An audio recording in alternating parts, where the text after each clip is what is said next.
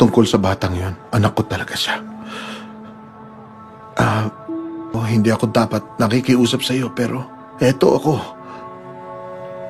At alam ko na magagawa mo yon. Guro, hindi ko naisip na sasabihin ko to, pero karapat-dapat na pagbigyan mo siya. Mahal niya ang mamamayan natin. Tinulungan niya tayo. Alam ko. Huwag mo nang pahirapan ang sarili mo. Mapapagaling mo siya mula sa malayo at sa pamamagitan ng isang salita mo lang. Lahat ng ipag-uutos mo sa mundong ito ay tiyak na mangyayari. Alam ko yun. Kahit ito. Tumayo ka. Ano? Tumayo ka.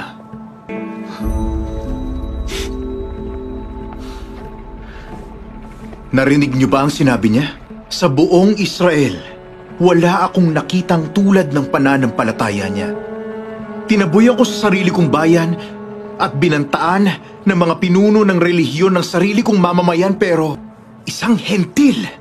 Malaki ang kumpiyansa sa paniniwala niya na may magagawa ako sa isang taong hindi ko nakikita.